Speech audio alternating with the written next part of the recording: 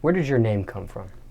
Revenue really came about really within myself because, at first I was dead love it. I was signed up on a little management team that was called Blow Your Mind Entertainment out of, I want to say, Lithonia, Georgia. I was working with a dude named Robert Davenport. First of all, I got caught up in a little situation with him. Came about 2013 when I got out of prison.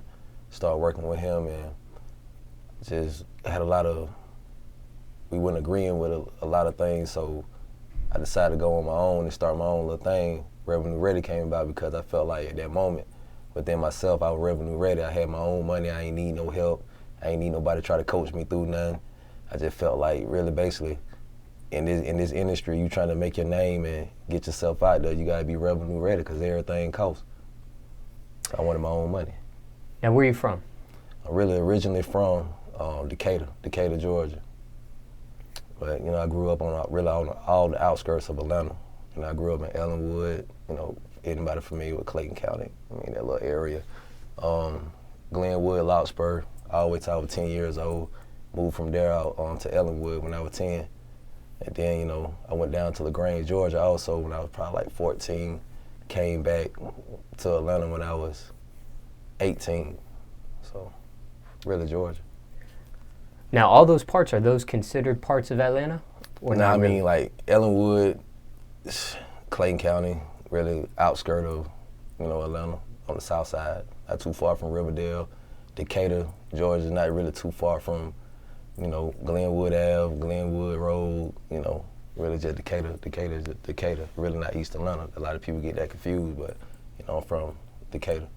But how long have you been in Atlanta now for? Been in Atlanta really all my life. All my life. Now, what's your opinion of the state of rap music right now in Atlanta? My opinion is really everybody trying to do the same thing. I feel like a lot of artists scared to jump outside the box and try new sounds and experience, different things. And with me, I feel like, I'm a Gemini. I got all type of personality. People tell me that all the time, like, bro, you just got a split personality. Your imagination is really out there. So I feel like a lot of people in Atlanta don't try to dig down within themselves and step outside the box to create a trend and try something new. Everybody just might be like, hey, that's Future right there. He sound like Future. And I remember once upon a time when I was rapping way back when I was 10, 11 years old and people was telling me I sound like another artist. I just get happy and start feeling good about it. And like when I grew up and started to realize like that ain't what you want. You want somebody to tell you like, man, you got your own authentic sound. Like don't nobody sound like you. So everybody, now at this point, I had a little situation when I was in prison. I got stabbed in my neck. A lot of people don't know that. So a lot of people tell me like, man, you got a raspy, deep kind of, melodic voice. But that came about when I got stabbed in prison. I used to have a high-pitched voice. So all that changed and came about. So when I came home, I created my own little sound and went with it. Now give me a tour of the city of Atlanta for someone that's never been there before. Let's start with the food. Favorite food spot in the city?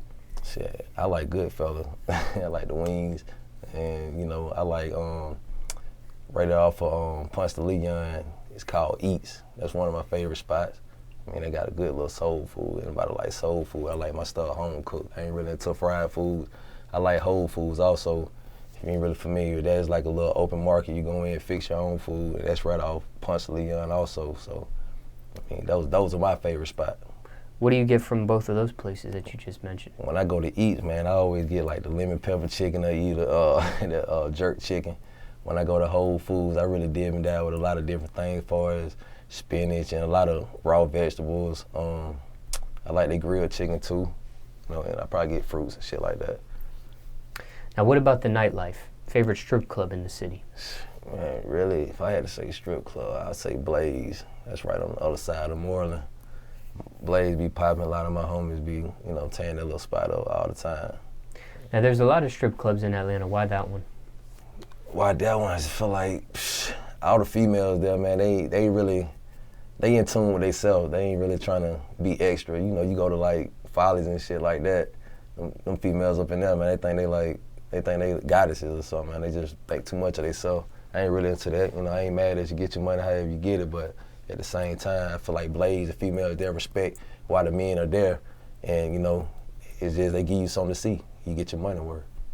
Now, what about regular nightclub? Favorite regular nightclub in the city? And they really gonna throw a lot of people. One of my favorite nightclubs, really like off of Crescent Ave, man, it's called Flip Flops. I be in that spot all the time. Really, it's just like a little frat house to sit on a little corner right beside Tin Lindsay. It just, man, I don't know, it's live there. The energy is crazy. You gotta worry about nobody stepping on your shoes, and you know, if you do step on somebody's shoes, just a polite, excuse me, my bad, bro, and you know, go on about your business. Like, you know, a lot of other clubs, you got a lot of gang members be there, a lot of people that just feel like they got something to prove, so I try to stay away from all that, man. I've been there, done that, so I ain't really got time for all that. But Flip Flop, man, they show love. Shout out to Brad. Now, we talked about the food a little bit. We talked about the nightlife. Any other spots you recommend someone first time visiting ATL go see, do, or visit while they're in town? Department Store on Edgewood. It's a nice little spot. It's a little, really like a club. I say this for any artist that's out there trying to do your thing, man. You trying to get a little exposure. Department Store on Edgewood, that's the spot, man. All the urban hipsters are always there. People that really love music and therefore only, you know, to see different things. People can be creative and, you know, they ain't too many people in there trying to just follow the trend. They trying to set their own trend. So that's a good little spot. Club, drinks are good, cheap. Department Store Edgewood, where that. Anything else you recommend? Harlem Night, it's a good little spot.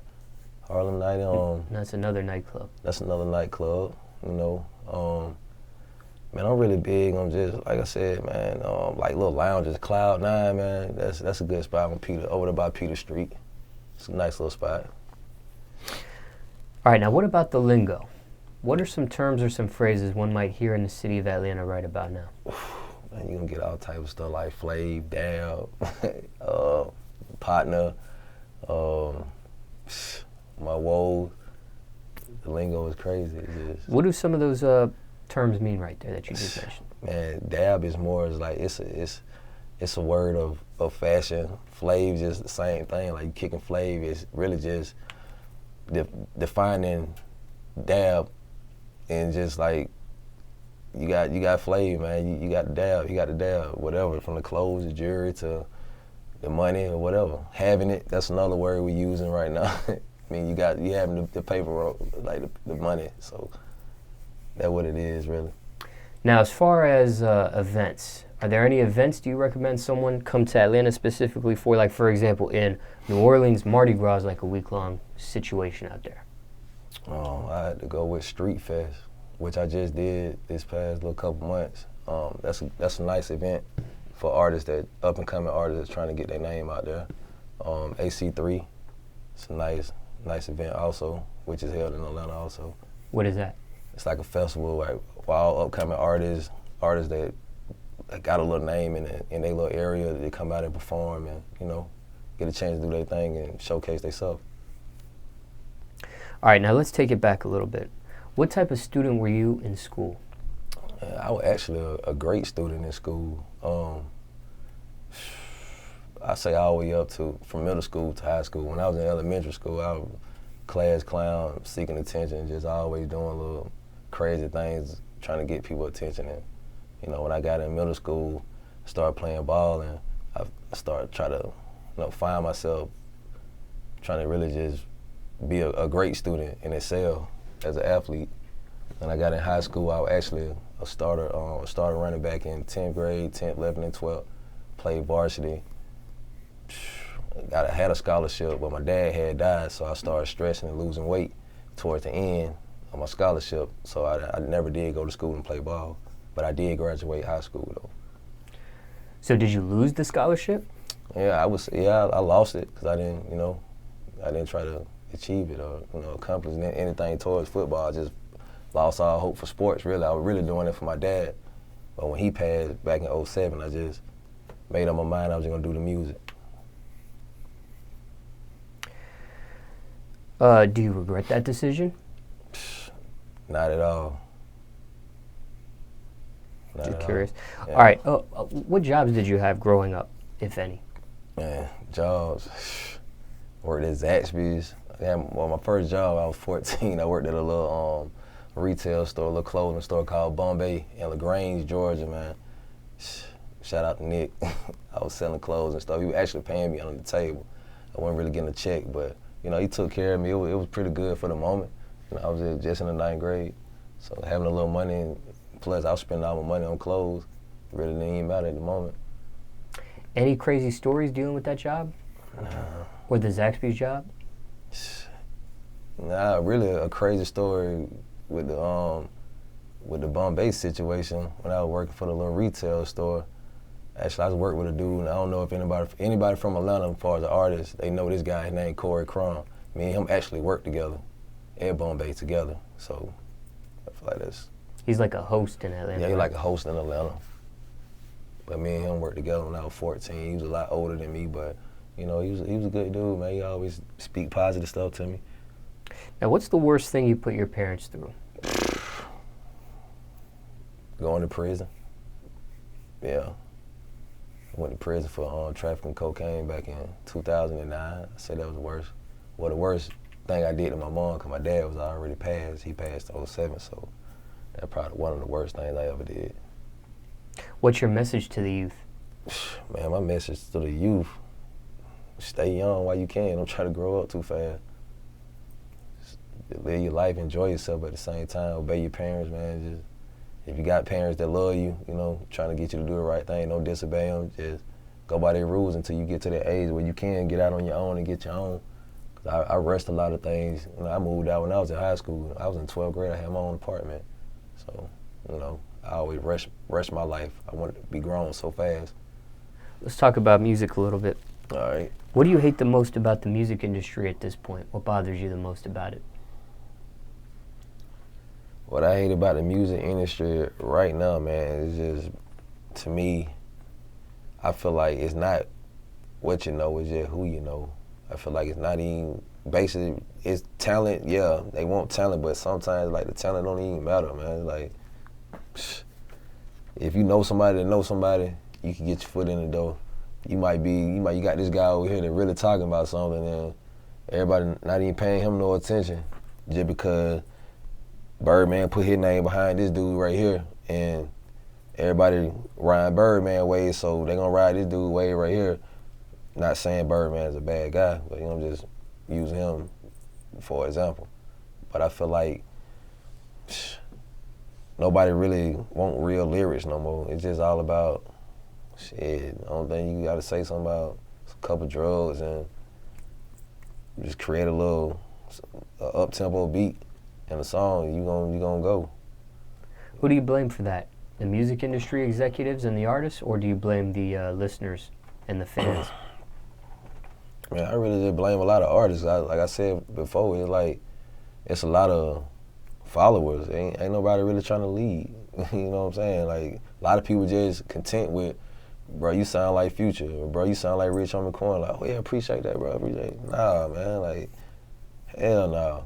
You don't want to sound like nobody. Like, sound like yourself. And that's what I feel like. We don't really have too much of that in the game no more. People just trying to sound like themselves. Top 3 things you need in the studio. Well, top 3 things I need in the studio would be a bottle of Fiji water, some dark shades, and some money in my pocket. That's about it. That's it. How much money is that in your pocket right there? It's like $5 grand right now, bro. $5 grand, nothing really. Something to go spend. Craziest studio story, if you have one. Crazy studio story.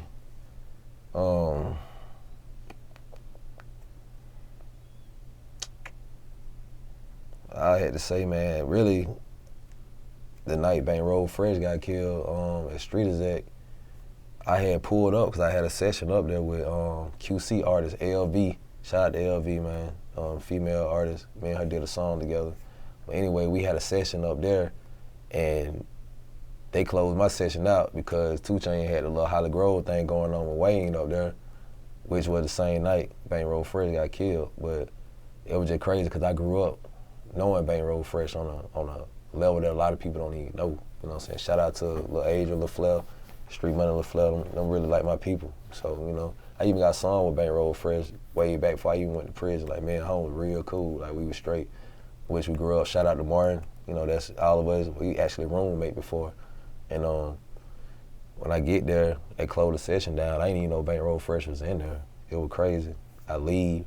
I get back home, you know what I'm saying, eat a little eat some food, get something to drink, chill and send back. I see the shit crumb my timeline. I'm just like, damn, I was just up there. Like, how did this even happen that quick? Which, you know, it's just, you don't never know what's gonna happen in life, but that's like probably one of my crazy studio stories and I wasn't even in the studio yet, but I actually had a session the day before all this happened. And, you know, the day before it happened, I was there, and the day it happened, I was actually there, and I left from there. But long live Bank, man. It kind of crazy that happened. Like that kind of really hit home a lot of different places. You feel me? Because dude was a real solid dude. What's the realest song you ever wrote so far in your whole catalog of music? I feel like all of them real. I don't even write. I freestyle everything. Let me rephrase that. What's the realest song you ever spoke so far in your whole catalog of music? Realest song I feel like I spoke. It'll probably be this song called Lost One. Man, it's crazy. I had did this record called Lost One. It was like a little Adele sample, and shit, it was basically. I was talking to this chick, man. And she actually she was A&R, like interning for 107.9. And I would dang her. She stayed like right off of 14 Ave, down by Crescent Ave, from a little round corner from a little club I like to go to. And shit, dude, they told her they didn't want her intern up there one day, and she told me to come to the house because she wanted to talk. So, I mean, you got to think about it. I was broke as hell. I ain't gonna even flex. I ain't had no paperwork, no kind of money. Shit, I was catching the train, you know what I'm saying? Really like sucker for love, because I just felt like she was rocking with me at the moment, so I was rocking hard with her. But I go down there and she just switched the whole little game plan up on me. Didn't want me to come in the house and shit like that. Told me she didn't want me to come in, so come find out she was waiting on another dude to pull up. So I'm leaving out the dude that she was talking to pulling up, and he ended up going in the house with her. So I felt like at that moment, shit, I was hurt behind it, but you know what I'm saying? Like I just went AWOL and wanted to kill myself about it. Y'all like, damn, I thought we were cool, you know, so I thought we were rocking. When she did that shit, I ended up staying downtown that whole night. You know, it's a really embarrassing story. I ain't even had no money to get back home. Like, you know what I'm saying? My manager had just went out of town. He flew to Puerto Rico over the night. And man, I was fucked up. I slept on a bench down there. I ain't gonna even flat. I slept on a bench. And I was just like laying, sleeping outside. So finally, you know what I'm saying, I got a little money. I was rapping down there on, what that shit is, right there by Club Crave. I want to say Crave. I was rapping right there, freestyling. Dude had gave me some money. So I got back on the train and the bus and shit. I got back to the house. But at that moment, man, the next day I ended up going to the studio and dropping a song called Lost One. And everything she made me feel, and I felt like I went through and experienced emotionally through that shit, I put it on that record and shot a little video to it. But that's probably one of the realest records I ever made. You bumped into that guy? What guy? The guy that she was waiting for to pull up? Yeah. And walk straight, like, what's up? That was it. You told him what's up? Yeah, I told him what's up. Yeah, I told him what's up. Shit, it ain't his fault, you feel me? So did he know you had just been with her for a moment of time? Or? He probably did, you know what I'm saying? Because she always spoke highly upon him, but then, you know, she'll make it clear that she ain't had no dealings with him. Like I said, we were rocking, man. We're like, every other day, I'm linking over here. There's times, bro, I come down, you know, to get on the train, all the little money. I probably cut grass, get a little money, and I go down there with her, just to fuck with her, and she probably got to go to work the next morning. So I think, isn't that 107.9 on Marietta Street? I believe so. So we get on a little train and shit, get out right there in 5 Point, and I walk into the door and shit like that. Like on some real South shit, man. But you know how it is. You got that little one chick you just feel like you gonna ride for her, and she was the one, you know what I'm saying? We just like, we were both on some weird shit, and we just said the right thing to each other at the same time. So she was doing the radio shit, and I was doing music. So I just felt like, you know, yeah. So you bump into the dude, you say, "What's up?" Do you think he knew right then and there you had a relation with her, or? Hell no, I was probably under the radar, man. Cause I said it wasn't an everyday thing that I was around her. It's just like when she wanted me around there when I was around. You know, when you ain't got no money, man, you can't really control no situation like with a female. When you broke, it's just like shit, you gonna get your ass ran over every round. You feel me? So it was more on when she called me, and sometimes shit, she'll give me a little extra money just to get back to her. I was fucked up. I just got out of prison, so I was really messed up. Like, I ain't had no job or nothing. But that was like one of them situations. So I know she kept me under the radar. Risk versus reward. What's the biggest risk you took for your music career so far? Man, I just spent like $20,000 past 2 months. I invested into studio time with Schoolie. I just dropped a record with Schoolie called Dialogue, which did 1 million views on World Star in 1 week. We did the video down in Albany. Shout out to Cards and Banks. He shot the video for me. But I took the risk just to do that, which I didn't have to. I just felt like, you know, I was rocking with Schoolie, you know, so I've been liking his sound all the way back from when he was doing the little rich kid thing. And I felt like he would have been the perfect feature for me at that time. And I took a risk to go out and do that with him, did the session with him at Street Is At. And shit, a couple weeks later we shot the video, you know what I'm saying? And I put money into the World Star situation. And it's just like the investment, man. I actually invested in myself. That's where the revenue ready come from, because I'm revenue ready. So that was the biggest risk I took. What are your keys to success? My keys to success, I feel like controversy and curiosity is what's gonna bring success. Like, if you got people curious about you, they always gonna be in tune into what you got going on. Controversy, as long as you got people talking from word of mouth, it's like that's how you gonna buzz. You know what I'm saying? Like, I feel like one of the perfect artists that ever did what I'm saying right now, controversy and curiosity with Young Thug, man. He kept people curious about his sexuality, his dress code, everything, you know what I'm saying? Kept controversy and kept people talking about him. So that like took him from here to there to there to there to there, you know what I'm saying? But I feel like controversy and curiosity is the way to success. So what you got going on right now? What I got going on right now with Revenue Ready, I'm building an empire. I feel like I'm building a legacy right now. Right along with my brother, Bankroll, like 3 other artists we got that's right along with us. Trap Jesus, Young Lord, Kimberly, shout out to all of them. Real creative and talented individuals. Right now what I got cooking for is music-wise. I got a video I'm finna get ready to release with Cosa Nostra Kidd, YDD, like my little brother, shout out to him. The song called On Me is already on SoundCloud, we already uploaded on YouTube. He got that trend. He actually dropped it on the mixtape he just released on my mixtape, and that's one of the top songs that's trending. So the video finna drop on World Star in about 2 weeks. Y'all make sure I get that. I'm finna get ready to work on another video called Costa Rica, the song called Costa Rica. That's my solo project, my solo single I'm finna be pushing. And basically just dropping visuals back to back. That's what I got going on.